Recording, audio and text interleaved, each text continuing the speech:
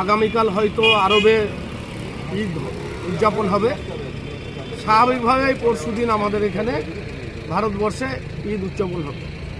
তবে সর্বোপরি আমরা বহরমপুরের এই পঞ্চাননতলা বা সারাউন্ডিং এলাকার যে মানুষ, ছেলেবেলা থেকে আমরা এই খুশির দিন যাতে সর্বস্তরের মানুষ, সর্বসম্প্রদায়ের মানুষ যাতে এই আনন্দে একজোটে ঘাড়ে ঘাড় মিলিয়ে চলতে পারি, তার জন্য আমরা সবসময় আগ্রহী থাকি।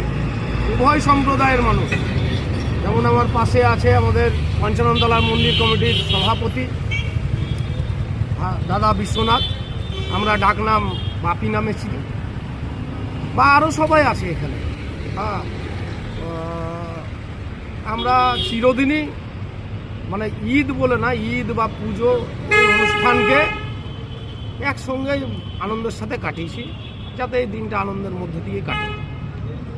আর দীর্ঘ 1 মাস যাবৎ মুসলিম ধর্মপ্রাণ মানুষ রোজা থেকেছে। পাশাপাশি আমাদের সাথে যারা বন্ধু আছে তারাও আমাদের, কি বা হিন্দু, কি বা খ্রিস্টান, কি বা জৈন, তারাও আমাদের এই রোজার অনুষ্ঠানে আমাদের সাথে ধাপে ধাপে সহযোগিতা করেছে এবং সুন্দরভাবে আমরা এই দিনগুলো পার করে এসেছি।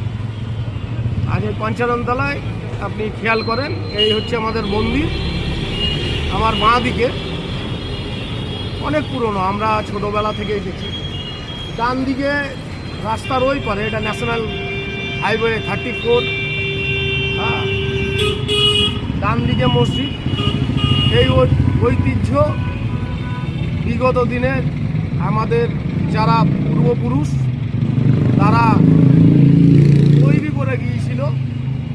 আমরা চাই এটা আগামীতে একবারে কিয়ামত পর্যন্ত যাতে ধরে রাখতে পারি, এবং শান্তির বাতাবরণ আমাদের এই বহরমপুর তথা পশ্চিমবাংলা, এমনকি ভারতবর্ষ, এক কথায় সারা বিশ্বে যেন এই সম্প্রীতির বাতাবরণ প্রত্যেকটা সম্প্রদায়ের মধ্যে থাকে।